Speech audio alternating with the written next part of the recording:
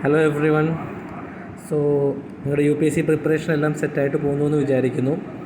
So നമ്മളിപ്പം sectional ടെസ്റ്റും കാര്യങ്ങളൊക്കെ നിങ്ങൾ എടുത്തിട്ടുണ്ടായിരിക്കും. അതെല്ലാം കഴിഞ്ഞതിന് ശേഷം ഒരു ഡൗട്ട്ഫുൾ സിറ്റുവേഷൻ ഇരിക്കുമായിരിക്കും അല്ലേ, ഇനി എങ്ങനെ അങ്ങോട്ട് പോകണം, ഞാൻ എവിടെ നിൽക്കുന്നു എന്നൊക്കെ മനസ്സിലാക്കുന്നത്, ഫുൾ ലെങ്ത് ടെസ്റ്റിലേക്ക് എങ്ങനെ പോകണം എന്നുള്ള രീതിയിൽ ഇരിക്കുമായിരിക്കും അല്ലേ. സോ കുറേ കുട്ടികൾ സംശയം ചോദിച്ചു, സാർ ഈ സമയത്തൊരു എന്താണ് സ്ട്രാറ്റജിയും എന്താണ് ചെയ്യേണ്ടതെന്നുള്ളത്. സോ വാട്ട് ഐ തിങ്ക്, ഇനിയുള്ള സമയം നമുക്ക് ഏകദേശം 50 ദിവസത്തിനടുത്തേ ഉള്ളൂ. ഓക്കെ, 50 കുറച്ച് ദിവസം പോവാം. സോ ഇൻ ആൻഡ് അറൗണ്ട് 50 ഡേയ്സിൽ എങ്ങനെ ഒപ്റ്റിമമായിട്ട് ചെയ്യാമെന്നുള്ളതാണ് നമ്മൾ ശ്രദ്ധിക്കേണ്ടത്. ഇനി നമുക്ക് റോട്ട് ലേണിംഗ് വർക്കൗട്ട് ആകത്തില്ല. നമ്മൾ നോട്ട്സ് എടുത്ത് അല്ലെങ്കിൽ ടെക്സ്റ്റ് ബുക്ക് എടുത്തിട്ട് അതിലിരുന്ന് കുത്തിയിരുന്ന് പഠിക്കുന്നത് ഇനി വർക്ക് ചെയ്യില്ല, അതിൻ്റെ സമയം കഴിഞ്ഞു. സോ ഇപ്പോൾ ഇനി ചെയ്യാൻ പറ്റുന്ന ഏറ്റവും നല്ല സാധനം എന്ന് വെച്ച് കഴിഞ്ഞാൽ ഈ സോൾവിങ് ക്വസ്റ്റ്യൻസ്. നമുക്ക് എത്ര ക്വസ്റ്റ്യൻസ് സോൾവ് ചെയ്യാൻ പറ്റുമോ അത്രയും ക്വസ്റ്റ്യൻസ് സോൾവ് ചെയ്യുക എന്നുള്ളതാണ്.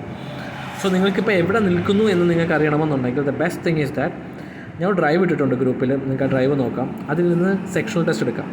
പൊളിറ്റി ഒരു 2 എണ്ണം, ഇക്കണോമി ഒരു 2 എണ്ണം, എൻവിറോൺമെൻറ്റ് ഒരു 2 എണ്ണം, ബാക്കി നമ്മുടെ പ്രയോറിറ്റി സബ്ജക്റ്റ് എല്ലാം ഒരു ടെസ്റ്റ്, സെക്ഷണൽ ടെസ്റ്റ് 100 ചോദ്യം സോൾവ് ചെയ്ത് നോക്കുക.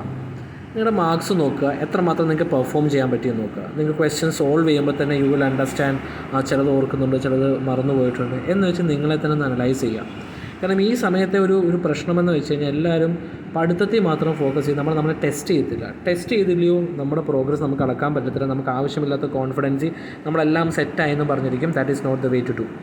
സോ ഈ ഒരു സംഭവം ചെയ്ത് നോക്കുമ്പം എവിടെയാണ് നമ്മളുടെ ലാക്കിംഗ് എന്നുള്ളത് നമുക്ക് മനസ്സിലാവും. അതനുസരിച്ചിട്ട് അവിടെ നമുക്കൊരു എഫേർട്ട് ഇടാനും പറ്റും. ഓക്കെ, സോ ഫസ്റ്റ് അത് ചെയ്യുക. അതിനുശേഷം we have to move to the full length test.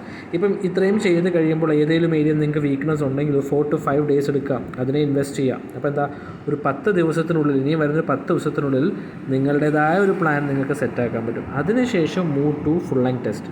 എത്ര ടെസ്റ്റ് എടുക്കാൻ പറ്റുമോ അത്രയും ടെസ്റ്റ് എടുക്കുക. ഒരു ദിവസം ഇഫ് പോസിബിൾ ഒരു 150 തൊട്ട് 175 ചോദ്യങ്ങൾ ചെയ്യാൻ പറ്റണം.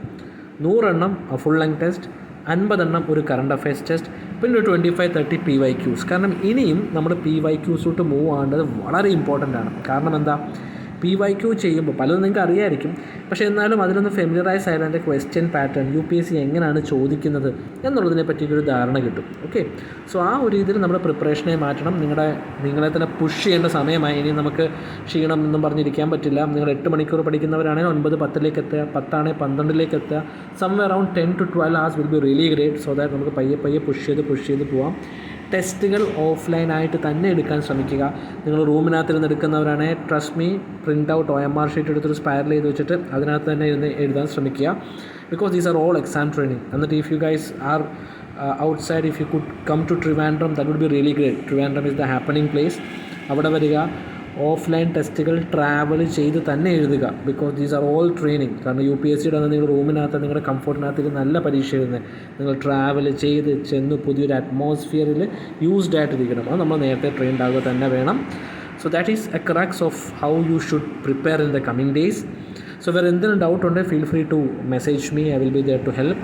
സോ ഞാൻ ഗ്രൂപ്പിനകത്ത് തന്നെ ഡ്രൈവ് ഇട്ടിട്ടുണ്ട്, അതിൽ നിങ്ങൾക്ക് ക്വസ്റ്റ്യൻസ് എടുത്ത് സോൾവ് ചെയ്യാം. ഒരു പ്രയോറിറ്റി ചെക്ക് ലിസ്റ്റ് ഇട്ടിട്ടുണ്ട്, അതിൽ നിന്ന് നിങ്ങൾക്ക് ഇമ്പോർട്ടൻറ്റ് ടോപ്പിക്സ് മാർക്ക് ചെയ്ത് പഠിക്കാൻ. നിങ്ങൾക്ക് ക്വസ്റ്റ്യൻ സോൾവ് ചെയ്യുമ്പോൾ തന്നെ അതിനകത്ത് ഏതാണ് പ്രശ്നമുള്ളതെന്ന് നോക്കിയെടുക്കാൻ പറ്റും. So try test your self.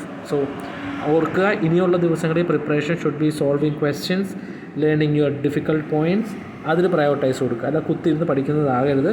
Solve maximum number of questions. Okay, so all the best.